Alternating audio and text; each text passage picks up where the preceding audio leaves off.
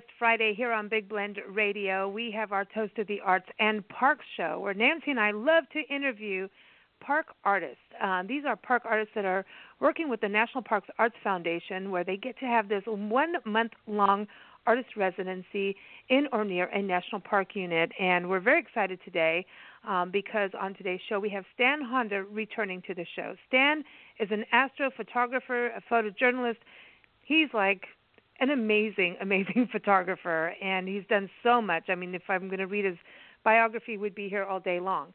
He's done a lot, and he was on our show last year talking about his experience in Haleakala National Park in Hawaii, and today he's joining us to talk about his experience in Fort Union National Monument in New Mexico. So before we bring him on, please, especially if you're an artist, a musician, a writer, poet, painter, ceramist, art, whatever you do in the arts, check out nationalparksartsfoundation.org. They really put out this amazing, amazing program. I mean, imagine spending a month in Hawaii volcanoes or Fort Union or Chaco Canyon in northern New Mexico, dry tortugas off the Florida Keys, a month creating and observing and really being in the element, and that's what they do. So nationalparksartsfoundation.org is the place to go. You can apply for all these residencies. The best thing, because these residencies come, go fast. Some of them are an annual normal thing like Fort Union, which means we get to talk to Lorenzo again. And Lorenzo comes on our show every year. He is the superintendent of Fort Union. But go and get the newsletter or follow the social media for the National Parks Arts Foundation, because they have all kinds of opportunities and things come and go fast. And so if you want that opportunity, be aware of it. So do that. But also, like I was saying, we have Lorenzo Vigil. He is the park superintendent at Fort Union National Monument in northern New Mexico, and he is joining us as well to talk about the fort and the park experience. So not only as an artist going in there, we've talked with plein air painters, photographers, Stan Honda being able to do the night sky is an amazing whole new thing of what's happening over in Fort Union. But Lorenzo always gives us the background of this unique park. And so I want to give you the website for the park. It is nps.gov/FOUN. But welcome, Lorenzo. How are you? Oh, I'm doing fantastic. Just enjoying a wonderful November day out here in New Mexico. Just beautiful weather today. Is it beautiful weather? Okay, so this is the thing. You're in, like, is it high desert? Would you say that? You know, I know when we were in Santa Fe last year, they're like, we're not high desert, but we kind of are, but we're kind of not. I mean, what would you classify that? Yeah, well, we're in, the upper Sonoran Desert is what they call it out here, even though we don't have anything to do with Arizona and that type of a desert. But, part of it is we just don't get enough moisture. We get less than 15 inches of rain in northeastern New Mexico. We're at a fairly decent, elevation, just short of 7,000 feet. So we're pretty high up. It's just beautiful. We're about 40 minutes east of the Sangre de Cristos, part of the Southern Rockies here in New Mexico. So we're a little bit on the plains, but we're kind of the foothills essentially of the Rocky Mountains. Wow. So yeah, that's amazing when you think about how close you are. You are part of that backbone, the end of the backbone of the Rocky Mountains. So it's interesting to me how that whole thing happens, but also you share the history of the Santa Fe National Historic Trail. That's something that's always been interesting to me about how you are at this junction of history for the Southwest. It's kind of like you are it's like you're like the magnet for history of everything that's happened there at Fort Union. Very much so. We're a crossroads, of culture and trade and peoples and, just about anything. And of course, when you think about the Santa Fe National Historic Trail coming through the park, we got that aspect. And then the other aspect, of course, is Fort Union itself. And I always try to say, Fort Union was an agent of change, whether it was wanted or not. It enforced and pushed, the policies of of the federal government of the United States of America, during the push west, the quote unquote manifest destiny, and so it had a lot of influence on a lot of major events that occurred in the West. Some of them good, and of course we know this. Some of them bad. But the people that were at Fort Union, they were just doing their duty, as they were told, by the United States government. Yeah.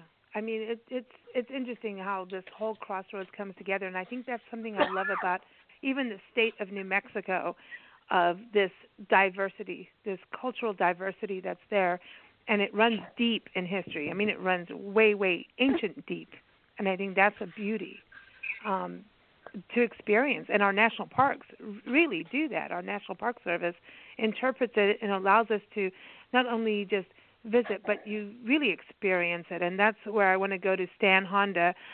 Stan, again, an amazing photographer, astrophotographer. He knows about getting out there in the night sky, and that's what we talked about with him last year when he was in Haleakala National Park in Hawaii.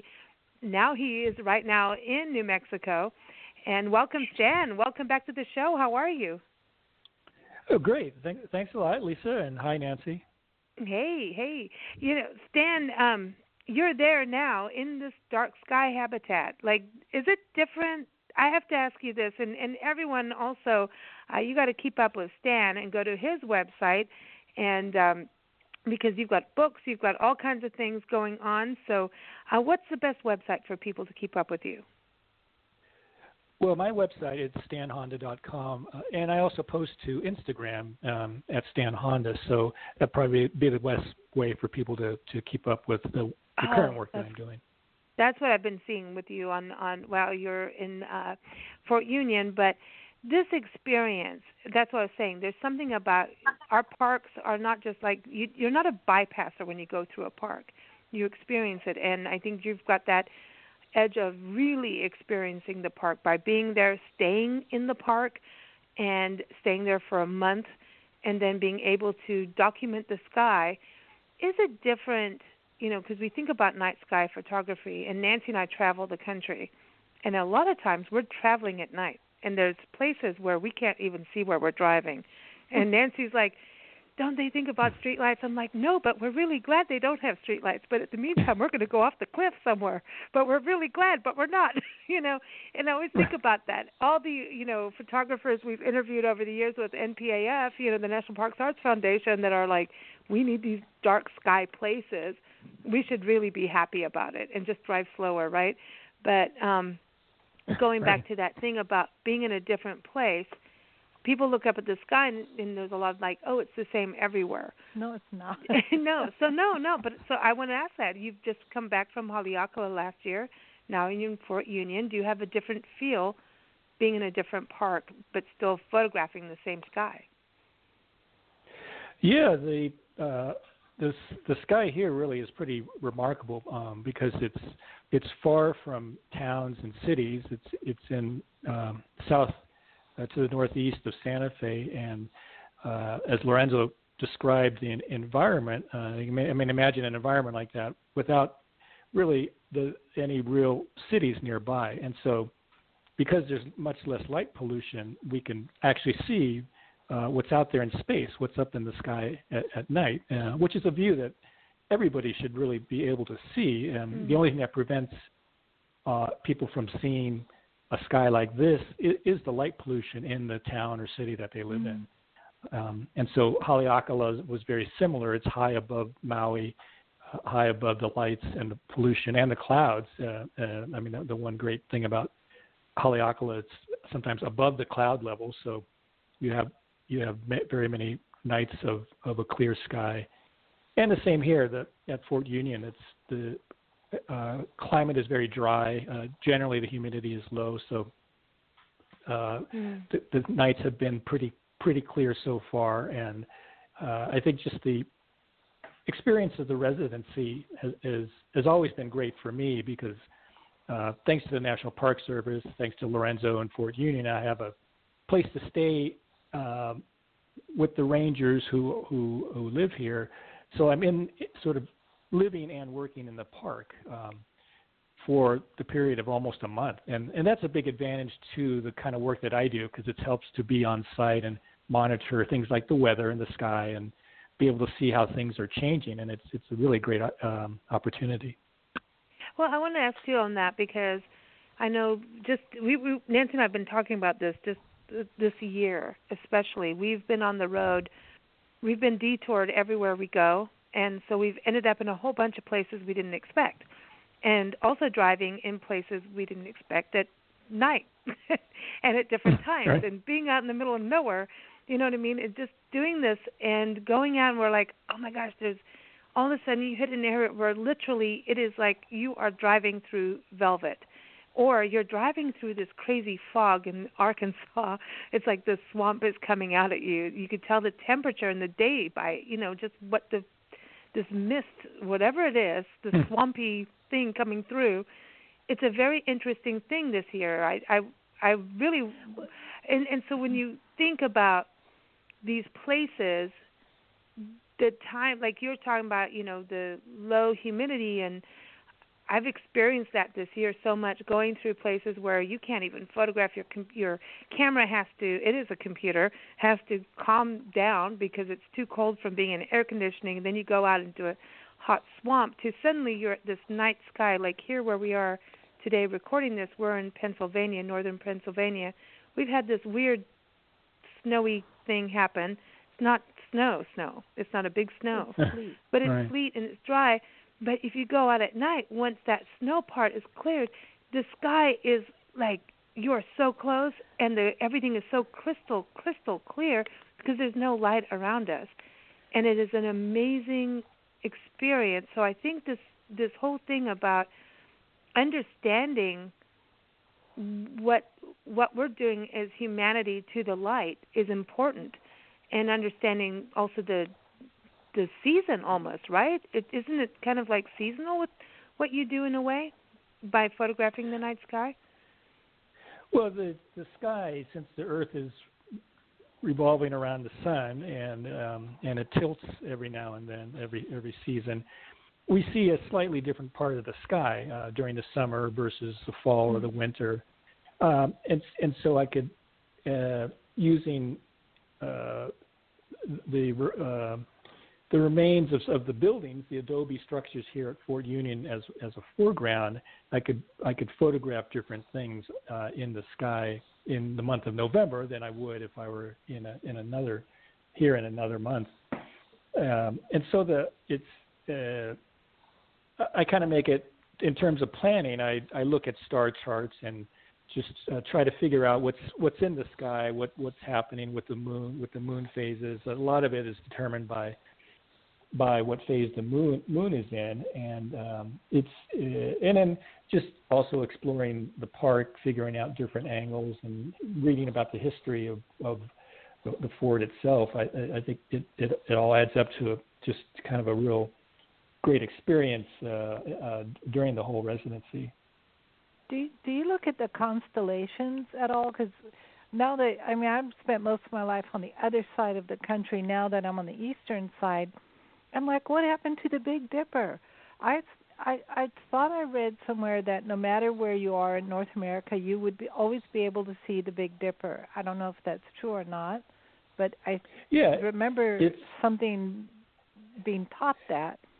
But now I'm in Pennsylvania and I can't find it. Yeah, it's if you go out after sunset, it should be very low on the horizon. You may not see the entire Dipper though, because it depending on the latitude that you're at, it will dip below the horizon a slight bit. There will always be a few stars in the constellation of Ursa Major, the Great Bear, which is the Big Dipper is part of. There will always be stars of that constellation above the horizon in the northern hemisphere. But if we're at 35 degrees north latitude in Fort Union, right after sunset, the Dipper itself is right on the horizon. It's an amazing sight. You see the descent from our perspective, kind of the ladle and the Dipper right along the horizon, and then the ladle actually then then rotates below the horizon. I mean, the stars aren't moving. We're the Earth. We're moving as we're rotating on the axis. But I've been out at about midnight here in Fort Union, and the Dipper at that point is kind of on its side, the ladle pointing down, and the Dipper part of it higher in the sky. So if you went out late at night in Pennsylvania, you'd probably see something similar. You'd see the Dipper on its side because the Dipper itself points toward Polaris, the North Star. Yeah. When we lived in Kenya for a long time, 7 years, 7 years, and then we were right on the equator, and it just seemed like the constellations never moved at all anywhere. That's because the Earth was flat there, Nancy. No, stop it. But no, it was like it's totally different now. Now I feel lost. No, but this is proving that the Earth is round. I'm just saying. Here comes all those emails. I know. No, but I know. In Kenya, because we were on the equator, the sky didn't seem to change. Like the sun always set at exactly the same time, always. Right. And it was which means weird. Which means the sky is changing. As long as the sun is rising and setting, then the Earth is rotating around its axis. So, if you occasionally look at the sky and the constellations, you may not notice too much of a difference. But the rotation is the same no matter where you are on the Earth. You're just seeing different stars, different constellations, different patterns. You go to the southern hemisphere and you see an entirely different set of constellations. There's a little bit of overlap, but not too much. I want to talk about the dark sky in regards to history, because I know, Lorenzo, this is a recent designation, right, that you're part of the International Dark Sky, a certified area for this. Like everyone can go there and know that this is a protected dark sky region. But Lorenzo, I think about everyone that was moving outwards, right, and going west at that time, or going north if they were from Mexico, right? Wouldn't you think that they were following the stars and the moon at that time? Do you have any documentation in the park archives about that? Well, that's kind of you're talking about an inside joke that sometimes most parks have that have a history. One of the things that we because folks will come through and they'll talk about people's use of the stars for traveling, and we know that's factual. There are a few books out there that we do have that talk about traveling at night in the summer, and they're following the stars. They know they're going west or by the stars that are in the sky. So we know they were used. So we do have those historical descriptions of the sky.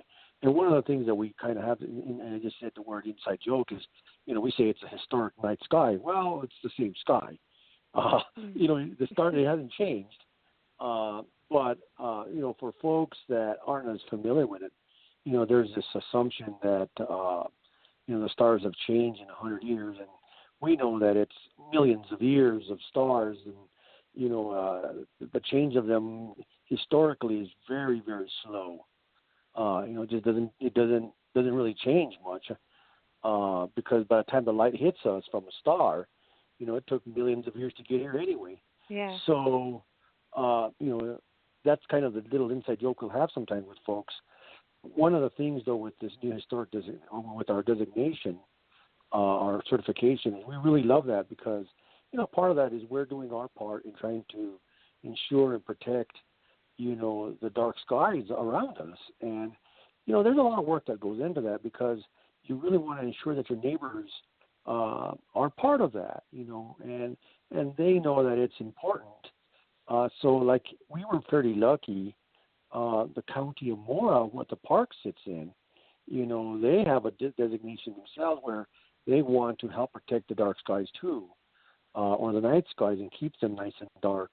Where, they have a proclamation out there where they want to make sure that if people are putting stuff out there, lights and street lights and stuff, that they're all pointing down and there's a shield above them so that we're not blaring light, out to space, and people don't get to enjoy these dark skies. We had this work that you have to do. You bring out this light meter to kind of get the quality of how good and how dark the skies are around us, and ours are very, very good.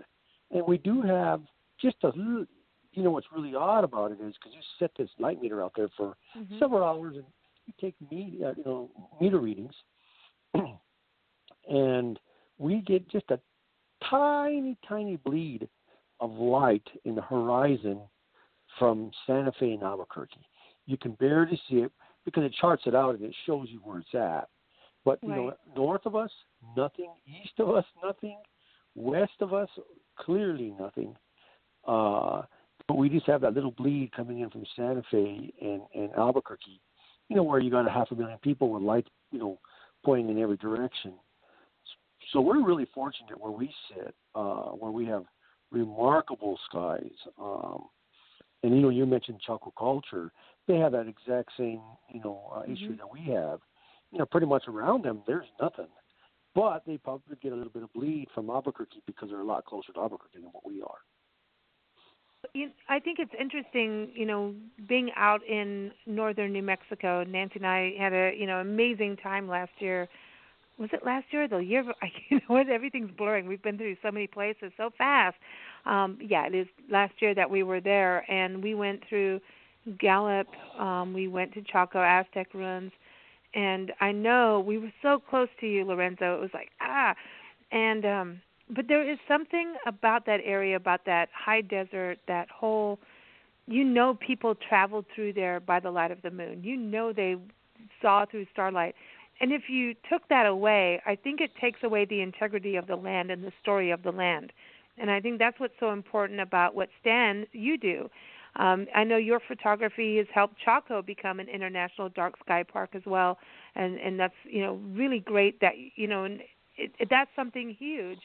For you, when you go and photograph, you have to kind of show that integrity for that park to be able to happen, right? Like when you're photographing, if you're seeing like the starry light of Los Angeles, downtown Los Angeles, that's not going to become a dark sky park, right?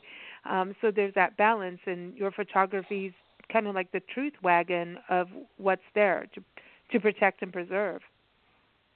Well, much of the work that I do is in the Southwest. I like coming here because of the dark skies, and the approach that I take to the photography I do is really to try to portray a realistic view of what the sky looks like, whether or not the Milky Way is bright or not, and how many stars you can see. A digital camera tends to be a lot more sensitive than the human eye to things like stars, very dim objects. So it does show a lot more than what we could see with our eyes. So as the approach that I take is to try to show as close as possible what you could see if you came to a place like Fort Union or if you went to Chaco culture, and to show what the night sky looks like if you were able to travel there, and what you can experience from there. And I use a lot of the trips that I do, I plan them around the moon phases. My background's in photojournalism, so I kind of like to portray things as naturally as possible. And to me, nature is pretty good at what it does. There's no really need to enhance anything. I use the moonlight to light the landscape. Here it's perfect because of the adobe walls and the brick chimneys that exist from the structures at the fort get illuminated by the moonlight at night, and it's a perfect balance with the stars up in the sky. And so the moon is really the natural light that I use at night to help illuminate the landscape, and that gives a more realistic, I think, view of the fort and the sky above it. And like Lorenzo said, since the fort was established, the sky hasn't really changed much. But also it's probably the soldiers, the people who were here in the area in the mid-1800s probably saw a sky that wasn't a whole lot different than what we see today, and that's really a good thing. It's interesting what you talk about with the moonlight, because some of the photographers we talk to, they don't want the moonlight around because then it, takes away some of the starlight kind of thing. And just in my own, documentation of parks and public lands, not being the photographer or art photographer anywhere what you are doing, I've had a few night sky photos that have come through, and it's because the moonlight is there, and because the moonlight is bouncing off of a building or bouncing off of something else. And it just, like this Halloween, we were in downtown Gladewater, Texas, and I mean, it's a dark sky. They only have a few lights in their downtown, and I mean a few. Like, I don't even think they have a true stop sign, like stoplight, It's like a tiny town in East Texas in the Piney Woods. And we went on a ghost walk, and I took some photos, and oh my gosh, my photos came out like something like, ghost. How did that happen? Yeah, it's haunted. But yeah, it's haunted. what the heck happened? And it was the moon was so bright, and what it did to the murals of the town, and it was just reflecting off of everything. But they only really had like 2 to 3 lights in the entire town, and that was interesting to me of how that happened. Right, because the moon itself, a full moon, is very bright. On Halloween this year, the moon was full. It was it was a full moonrise, and so that the amount of light that a full moon throws out onto the Earth is quite bright, as you saw. And so much of my work is done between the last quarter phase of the moon and the first quarter, which is basically the 2 weeks around the new moon, which is when there's no visible moon in the sky, and then that's when the moon phases are less. Because in your pictures, you probably didn't get a whole lot of stars because the sky gets pretty washed out by the brightness of the moon. And as I got you get them in the closer winery though at night when the winery, because they don't have that much light. I did get them in the winery. And that was like a couple nights later, and the moon was going down. You know what I mean? It was not as, full mast.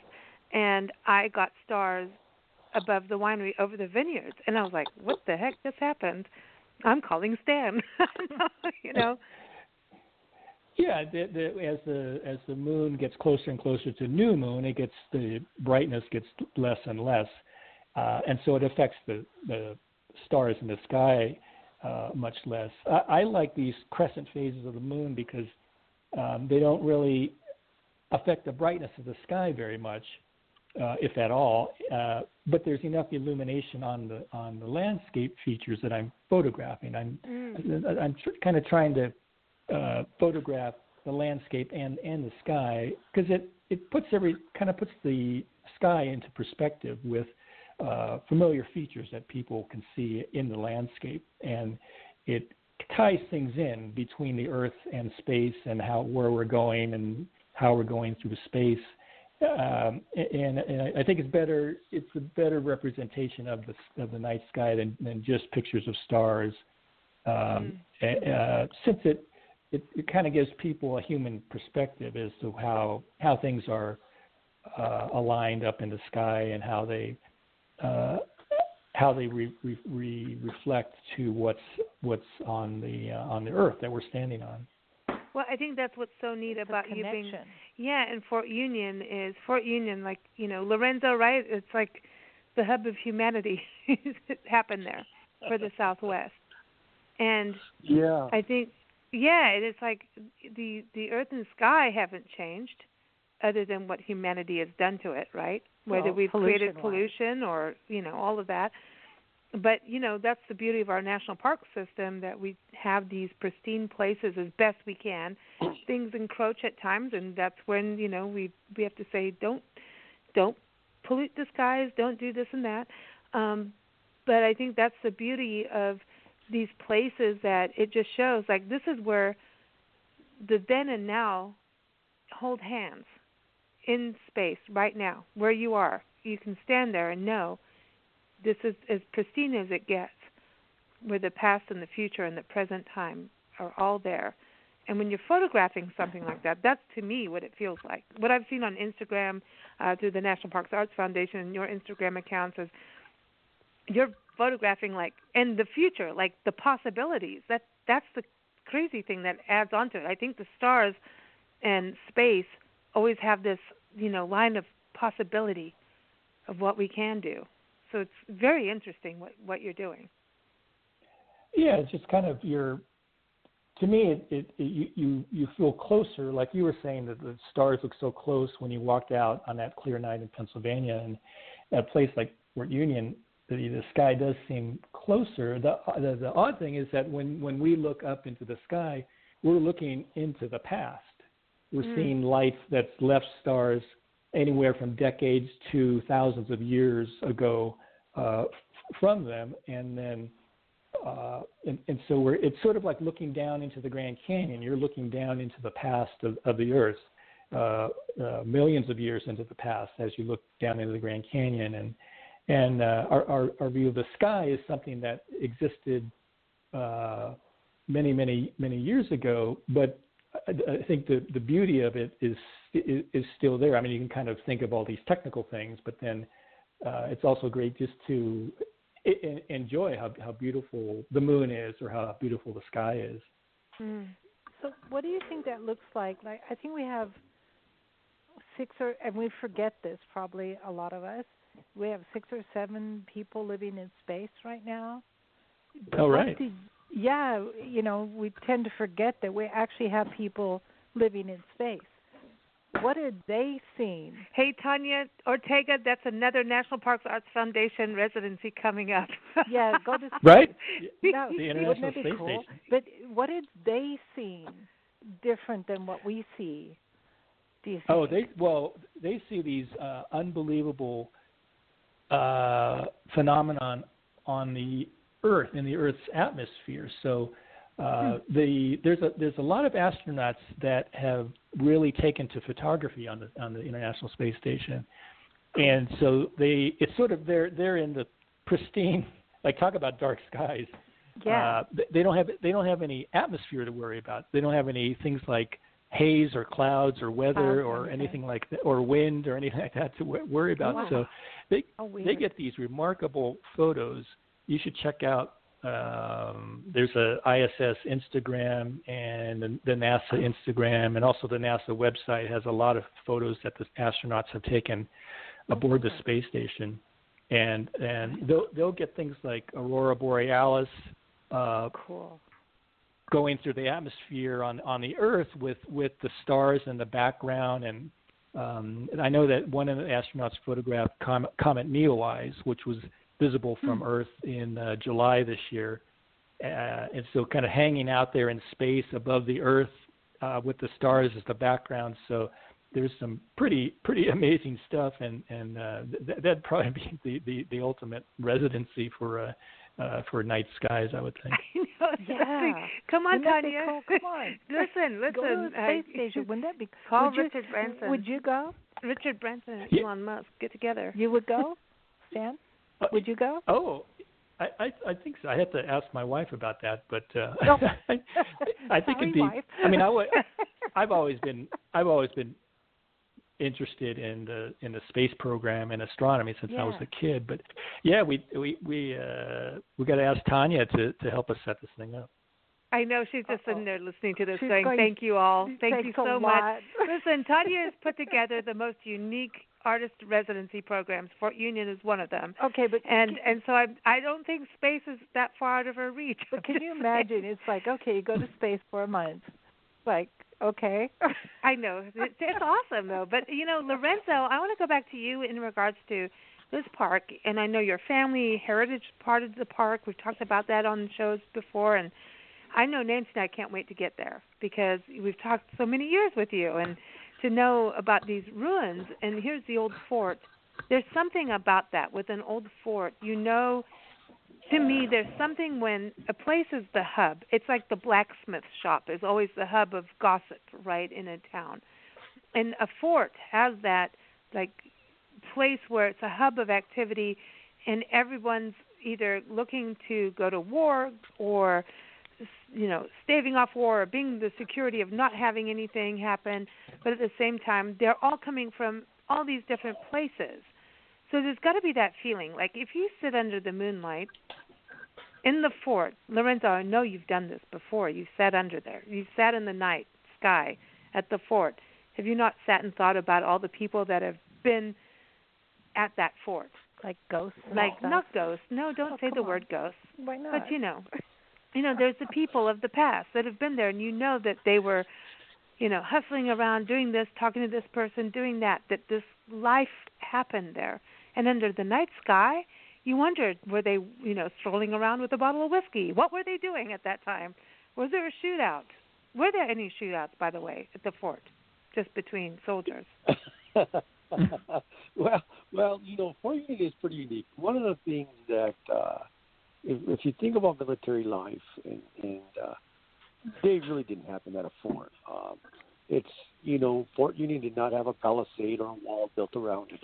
There really wasn't any need.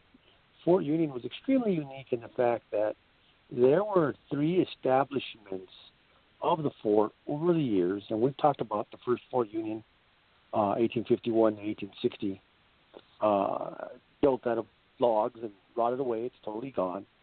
And then the second Fort Union was built during the Civil War, the oldest Civil War earthwork fort in the West, one of those Napoleonic War designed forts, only lasted for a year and a half.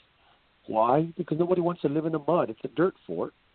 And then the third fort, of course, was the one that people visit today, started in 1862, finished in 1865, 66, at the tail end of the Civil War and into the, what most folks call the Indian War period. And big fort that had 3 components. You had an arsenal. That's where the bombs and the bullets and the guns come from, and that was regional. You had the post, which for most folks that's a fort, but then it also had a depot. The depot essentially is a big warehouse. And so Fort Union itself, the depot side, had its own commander, and they furnished food and supplies to 46 other forts in the West. So, we know that Fort Union had an influence on anything major or political that ever occurred in the West. They also supplied all the goods to, unfortunately, this is the kind of the black past of a fort, in a sense, the dark side of it. And that is, it provided food to all the Native Americans that were stuck on reservations. All of that came through Fort Union. Wow. So, it has all these aspects. And so when you look at that and you just talked about how did people live out here, what was going on. And I have sat outside at night, and, we've had living history encampments, and, we sit around the campfire and we discuss this kind of things of what do you think would have been happening tonight? And, Fort Union was famous for Italian ice. In the summer, in the evenings, a lot of the officers would be sitting out on their porches when the sun went down, eating shaved ice. And this is in the summertime. They used to drag ice. down. Now, I didn't even know you guys could have that. Not you, but you know what I mean. Like I'm all like, dudes. So you're getting close to a margarita there. That's I'm just saying. I didn't even know they could have that. Yeah, they would drag ice down in blocks and stash it underground. And in the summer, they would shave it. Pull some blocks out, shave it, and you had shaved ice. It was very popular. See, now, Stan, that's got to tie you back to Hawaii. You know what I mean? Right, yeah. It sounds just like Maui. I know. You got shaved ice. But, places like Fort Union, they have all of those little aspects of life. You had civilians working at Fort Union. You had contractors coming through, pulling wagons for the military. You had the military traffic. You had the arsenal's traffic. You had contractors there. You had people coming and going. You had, of course, the big medical facility, the hospital. So you had all of these things happening at once. And you know what? The majority of the soldiers that had memoirs, all they did was complain about the dust and the dreariness of the place. Yes. Because if you can imagine the amount of horses and wagons and people and the wind, all that dust and dirt was blowing around. It was going into the homes.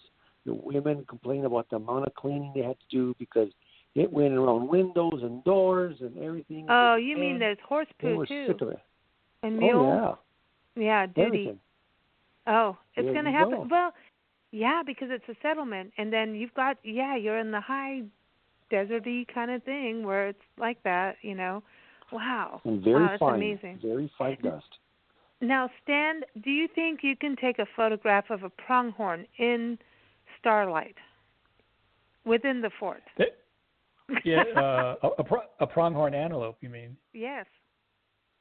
That'd be a tough one. They tend to move a lot, so I'm doing pretty long, sometimes 15-second exposures. So if it would hold still for that long, that would be great. See, that's the thing. That's got to be the hard part. It's like, okay, when you're photographing, does the wind affect what you're photographing? Like when you're doing night sky photography. Oh yeah, definitely. Especially if I'm photographing trees, and trees tend to move quite a bit. And as Lorenzo will tell you, the wind can be pretty fast here at the fort. So when I'm out and it's real windy, I always worry about the camera moving during the exposure, and that could blur the stars a little bit. Fortunately, I haven't had too many problems. I've been out when it's been what I think would be fairly windy, and I've been able to get some pretty good pictures. But that could be a pretty big factor. Yeah, I mean it's interesting. Like I think so. In a way, are you enjoying like the actual structures of the fort to photograph them as part of your exhibit? It's like your exhibit. It's like a living exhibit to me. It's fascinating to walk around all of the surviving structures and just kind of look and see the different shapes. For a photographer, I think it's just great because photographers love different kinds of shapes and patterns. And I was noticing a couple of nights when the moon was rising at the right angle, there'd be this kind of a low light going across the uneven adobe walls, so the texture would show up in this low light, and that made for some interesting pictures. And I think just seeing the whole layout of the fort as I walk around and look at maps and see where things are located, it's really kind of amazing. I haven't really ran out of angles or subject matter yet, so that's always a good thing. I want to go back to Lorenzo. Fort Union, there's obviously the history, but there is that natural element, like we talk about pronghorn, and the bird life has got to be, amazing too. You're in that wonderful area of New Mexico for birds. Are people able to come out to the fort now? I mean, I know COVID has been up and down and weird and all of that, but are people able to come out and kind of take solace in going around the fort and social distance? I don't know where. I know it can change. So as this airs, we're recording it right now in November. This is airing on December 4th, so everyone knows. We always like to chat with the artists while they're in the park as much as we can. But everything can change from this conversation. But in general, over this whole COVID period, have people been able to go out and kind of keep their distance and still get some fresh air? Because you got big skies over there, man. We need that fresh air. Yeah, we're open right now. The trails are open. Folks can, they're very welcome to come on out. We're free, so there's no fee. Come on out. We're open from 8 a.m. to 4 p.m. in the winter months. And we always typically try to schedule a minimum of 10 dark sky programs in the summer. We want to give, folks the opportunity to come out to the fort and take photographs, enjoy the dark skies. Out of the 10 events that we do, I would say, roughly 40% of them are right around there. 4 of them are full moon, programs, and then the other 6 are totally dark sky. Oh, wow. Astronomy programs. And we do a lot of naked eye astronomy, plus we got about 6 telescopes that we pull out, and folks have a great time, looking through the telescopes, and the rangers are out there talking about what they're looking at, and we give programs about the different constellations and how different cultures viewed them. Some of it is some of the Greek, constellation stories. Some of them are Native American. Some of them are military uses of the stars. Some of it is, ocean-going ships and how they would use that. And so folks really get a chance to enjoy themselves and, feel comfortable with the skies. And then, part of it, too, is we want to impart the seriousness of trying to protect the skies and that environment so that when they go home, they can take a little bit of that with them. And, hopefully we planted a seed where they go home and they think about their lights in their own home and in their neighborhood and say, I got lights pointing to the sky. I need a shield on this or whatever. And then, on their own, they begin to influence their own communities and help protect the skies around where they're at, too. Yeah. It goes back to even like we were saying at the very beginning of our conversation, how Nancy and I traveling around, suddenly we're like, there's no light. We can't see where we're driving. Slow down. Just slow down at the end of the day. And we're seeing, I think it is changing. We're seeing more and more places. I don't know, maybe we're just driving to more rural places but it seems that America is listening up and taking heed to we need dark skies. And even just if it's for your own back doorstep where you can sit outside on your own patio and enjoy the night sky, turn it down. I think America is starting to listen. Do you feel that, Stan, as a photographer, or do you think we really have a lot more to do? I think there's quite a bit to do. I know smaller communities can, I think, deal with the problem a little bit better. The thing about light pollution, though, is that it's a form of pollution where if you make changes, the changes are almost immediate. Unlike other types of pollution that humans do, if you turn down the lights in a town, there's an immediate impact on what you see up in the sky. And so that's one thing that people can understand. And also I think Lorenzo had mentioned a lot of the lighting that we have in both street lights and lights around businesses or homes, it's pointed up into the sky, and that really doesn't do anybody any good if the light is going straight up into the sky.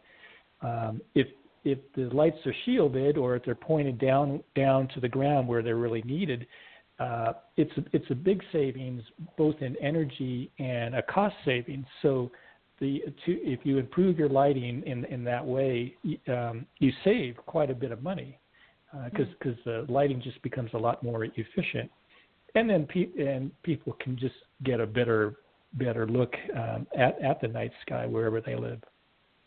So in closing, I do want to ask you, I know you're taking a lot of photographs. Normally you do an event with the park, but obviously, with COVID and all of that, things are a little changed over the last year and next year.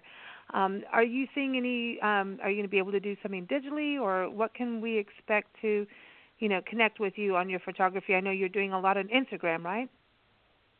Yeah, I'm trying to post some of the pictures to Instagram while I'm here at the park, and definitely when I get home, I'll probably continue to post the pictures that I get. We were planning a program with the Arts Council in Las Vegas, New Mexico, the nearest large city to Fort Union, and the in-person program was canceled, but I think we're trying to work out an online program probably in early December once I get back home. And then a lot of the pictures that I'm taking, I'm doing an exhibit later on that's tentatively scheduled for next October at the Maui Arts and Cultural Center in Hawaii, and it'll be a collection of photographs that I've taken in national parks of the night sky and the landscape. So I'm hoping to put a few of the pictures from Port Union in that exhibit. So that would be nice. Awesome. Lorenzo, in closing with you too, the importance of these kinds of projects for national park units. I know, we've have over we're almost going to get to 500 parks at some point here. It's happening. It's on that route. We want that. But when you think, over 400 parks in the National Park Service, a lot of people still think when you say National Park Unit, it's Yosemite, Yellowstone. I think, I'm going to say personally, when you hear about a, park program like this, it makes us look at Fort Union that we may not have known about Fort Union. And I think that's part of this beauty of this National Parks Arts Foundation residency program, Artist-Residency program, is we're actually finding out about parks we don't know about, other than the iconic ones. So I think that's a beauty. But do you see that really helping, this kind of program helping also with dark sky programs and for notoriety of parks? I mean, especially now, I think with this whole year of COVID, people are starting to realize their parks in their neighborhood. Are you seeing an influx of more people from your local area coming to the park even? We saw a little boost initially in April, when COVID really took off and folks were kind of staying closer to home. Right now it's really tapered down, because just all the surrounding states are in their own states of closure or restrictions and so forth. But, as far as, arts in the parks and their influence, I think it's just utterly fantastic. It is just another way to introduce people to their backyard parks they never knew about, and the different mediums that you see illustrated to portray those parks with art. It's incredible. You got social art, you have, photography and different types of photography. You have, all the mediums of painting and watercolor, and I know I'm missing other versions of art. We've had fabric art and weavings and stuff over the fort, and so there's block art, there's carving, there's lots of other mediums that are out there that for us at Fort Union, we want to help share that skill, that the medium, but going beyond that, they help share us, and they take our story beyond our borders, but they also take it beyond our I like to say multi perspectives. Different people look at parks differently, and so when you see us, in a painting or in a photograph with a dark sky, and you begin to relate parks as being these fantastic places to come and visit, and an exciting place to visit to a different audience that would have never ever thought of us. I think we're really successful, and I think the parks are winning, and we come out ahead. Plus, the artist, has these wonderful opportunities to share us, and then the public, they're like, "Wow, I never knew about Fort Union. I didn't know that place existed," and now they want to come and visit us. So I think it's a very successful marriage for us. I think also, and I think this year with COVID has also taught us this, that not everyone can get everywhere, right? And what I think is the extreme beauty of this National Parks Arts Foundation residency with you guys is that, like Stan is sending his photography everywhere. I mean, around the world. Anyone can access this and see it and get acclimated with Fort Union. And maybe these people never have the chance to get to a park. To me, it's not the to me, I love it when an artist, puts something out there and then people want to go to the park and do go to the park. That's the ultimate. But some people physically or financially can't do it. So it's another way of interpreting the park. It's almost like they're ambassadors for you out there with their art and showing the dark sky or showing, a painting of the fort, so you get that feeling of what the fort was like.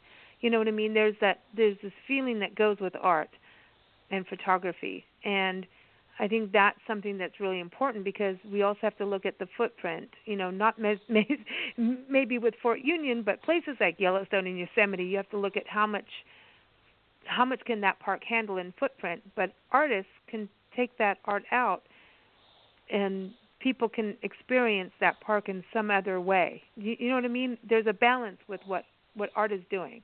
creates this balance of people being able to be connected to the park regardless of the circumstance. Oh yeah, I totally agree with that. It's just a different way to introduce people to parks, but also to you create stewardship. Sharing, and folks just have another way to visit a park. And I wholeheartedly agree with, people having that ability to view a park that would have never visited it in the first place. The financial or whatever, or where they are in the world. And it's just the way it is. Before we started this program, we had this conversation about Kenya. I was in Kenya with the military, and I remember my nights sitting out on a ship, looking at the sky and wondering exactly what you guys were talking about. It was like a different sky, and I was like, wow, well, where's the Big Dipper here? And well, there it was, right in the middle almost. It was a little different, and now that I'm back home and here, the I guess the relationships in the sky are just so different. And I wish that I would have been a better artist or a photographer and thought about these things and taken these photographs to compare them today. Hopefully Stan has done some of that in his lifetime, because you come away richer, kind of realizing these things about parks and art and how they change people's relationships with what they're looking at. What you just said is very interesting. In closing here, Nancy took over 18,000 photos of Kenya in the 70s, of watering holes of wildlife, where the biodiversity was so thick. You could have up to 20 different species of wildlife that the naked eye could see immediately over a watering hole, which you're not going to see now. Mount Kilimanjaro had snow on it, like full snow. And we're sitting here with all our photos going, now what? And at the same time knowing the importance of that. Stan, do you feel that with your photography, that it's also part of documenting history? Yes, I kind of approach it that way, just in terms of just documenting nature and, at this point in time, what the environment is like, and how the environment and the sky work together. So I think that is a good point, because then you look back at your pictures of Kenya, and some of that might not exist now. So you've created this history and created a record of what was there. Wow. You guys both rock. Thank you so much for joining us again back here on Big Blend Radio. Thank you again to the National Parks Arts Foundation for the amazing program that they put together with the National Park Service. You can go to nationalparksartsfoundation.org to learn more about that. Keep up with Stan at stanhonda.com. Did I get that right, Stan? Yes, thank you. Okay, it's not that hard. But anyway, and then also keep up with go to nps.gov/FOUN to go to Fort Union and learn more about that park. And Nancy and I think we're going to be there this coming spring if all works in our favor with travel plans and no more detours happen to us. We're hoping to get there, and we'll actually get to meet Lorenzo in person, right, Lorenzo? We'll sit down. We're not going to sit if we meet you. We're going to go around the fort. We're going to go walking. We got to go walkies. Yes. We got to go walking. All right, guys, thank you for joining us. We're going to close with a beautiful song from our friend Todd Mosby up in St. Louis. This is from his latest album called Aerial Views, and we had to play this song. It's called Into Starlight. I had to do that just for you, Stan. So here it is, Into Starlight. You can keep up with Todd at toddmosbyband.com. Thank you guys so much. Thank you.